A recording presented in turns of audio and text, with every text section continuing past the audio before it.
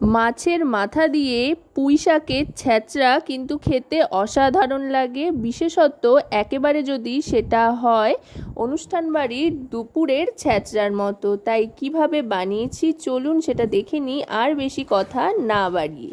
রান্নাবাটির পক্ষ থেকে সকল দর্শক বন্ধুদের স্বাগত জানিয়ে শুরু করছি আজকের এই দারুণ মজাদার সম্পূর্ণ বাঙালিয়ানায় ভরপুর এই রেসিপি।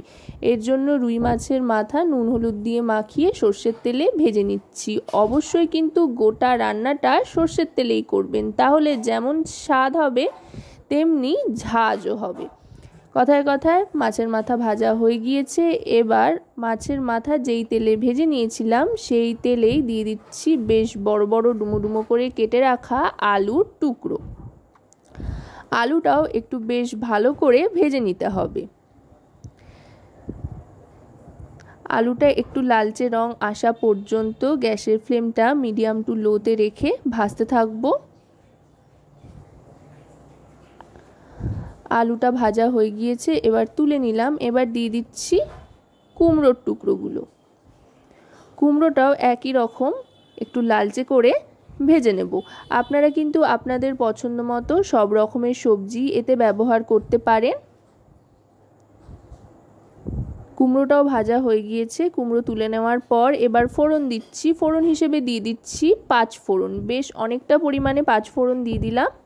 5 ফোড়নটা একটু ভাজা ভাজা হয়ে আসলে দিয়ে দিচ্ছি তেজপাতা একটা ছিঁড়ে দিয়ে, আর তার সাথে দিয়ে দিচ্ছি শুকনো লঙ্কা 2টো। ফোড়নটা ভাজা ভাজা হয়ে আসার পর দিয়ে দিচ্ছি স্লাইস করে কেটে রাখা পেঁয়াজ কুচি। এখানে একটা বেশ বড় সাইজের পেঁয়াজ স্লাইস করে কেটে নিয়েছিলাম, সেটাই দিয়ে দিলাম। পেঁয়াজটা ভাজতে ভাজতে এখানে একে একে সমস্ত গুঁড়ো মশলাগুলো নিয়ে নিচ্ছি। প্রথমেই নিয়ে নিলাম হলুদ গুঁড়ো 1 টিস্পুন পরিমাণে, তারপর রোস্টেড ধনে আর জিরে গুঁড়ো 2 টিস্পুন পরিমাণে, লঙ্কার গুঁড়ো আর পরিমাণ মতো নুন। এই রেসিপিটা কিন্তু বেশ একটু ঝাল ঝাল হয়, তাই লঙ্কার গুঁড়ো ব্যবহার করছি এতে। জল দিয়ে মশলার মিশ্রণটা তৈরি করে নেওয়ার পর আবার এখানে পেঁয়াজ ভাজার দিকে চলে এসেছি। পেঁয়াজটা মোটামুটি কিন্তু অনেকটাই ভাজা হয়ে এসছে, নরম হয়ে এসছে পেঁয়াজটা, আশা করি সেটা দেখেই বোঝা যাচ্ছে। এবার এতে দিয়ে দিচ্ছি আদা রসুনের কিমা। এবার আদা রসুনের কিমাটা ভালো করে ভেজে নেব যতক্ষণ পর্যন্ত না কাঁচা গন্ধটা এর থেকে যাচ্ছে। এবার দিয়ে দিচ্ছি এতে বেগুনের টুকরোগুলো। মোটামুটি যা যা সবজি এখানে ব্যবহার করবেন, আমি এখানে আলু, বেগুন আর কুমড়ো ব্যবহার করছি পুঁই শাকের সাথে। আপনারা যেই যেই সবজি ব্যবহার করবেন না কেন চেষ্টা করবেন প্রত্যেকটা সবজি একই রকমভাবে কেটে নেওয়ার, তাতে করে সেদ্ধটাও খুব সুন্দর তাড়াতাড়ি হয়ে যাবে আর দেখতেও কিন্তু বেশ সুন্দর হবে। এবার আগে থাকতে ভেজে রাখা কুমড়ো আর আলুর টুকরোগুলো দিয়ে দিলাম, দিয়ে ভালো করে মিশিয়ে নিচ্ছি।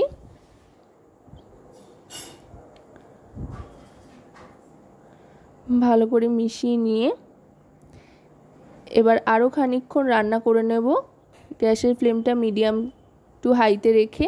এবার দিয়ে দিচ্ছি আগে থাকতে তৈরি করে রাখা গুঁড়ো মশলার মিশ্রণটা।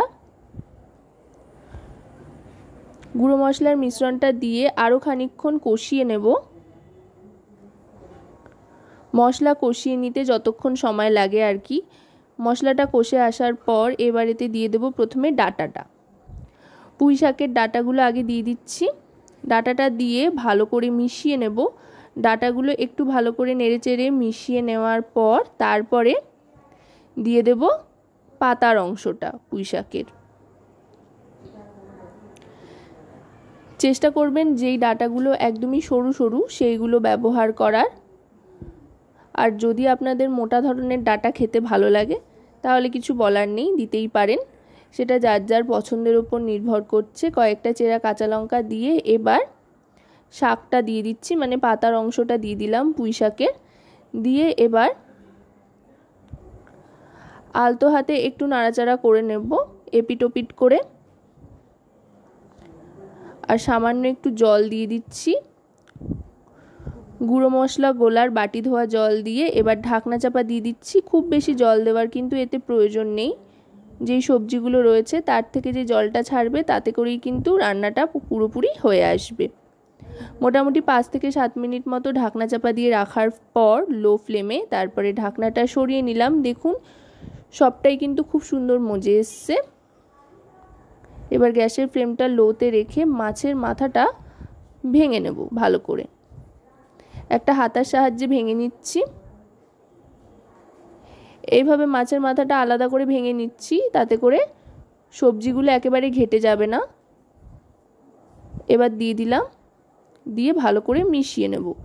আশা করব রেসিপিটি আপনাদের ভালো লাগবে। ভালো লাগলে অবশ্যই রান্নাবাটি চ্যানেলটিকে সাবস্ক্রাইব করে লাইক শেয়ার কমেন্টের মাধ্যমে আমাদের পাশে থাকবেন, আর পাশে থাকা বেল আইকনটি অন করে দেবেন সবার আগে সমস্ত রকম নতুন রান্নার নোটিফিকেশান পাওয়ার জন্য। আর যদি রেসিপিটি আপনারা আমাদের ফেসবুক পেজ থেকে দেখেন তো অবশ্যই আমাদের ফেসবুক পেজটিকে ফলো করার অনুরোধ রইল। আপনাদের একটা লাইক শেয়ার কমেন্ট কিন্তু আমাদের উৎসাহিত করে নতুন নতুন ভিডিও তৈরির জন্য, কারণ আপনাদের নিয়ে আপনাদের জন্যই কিন্তু আমাদের এই চ্যানেল আর ভিডিও তৈরি।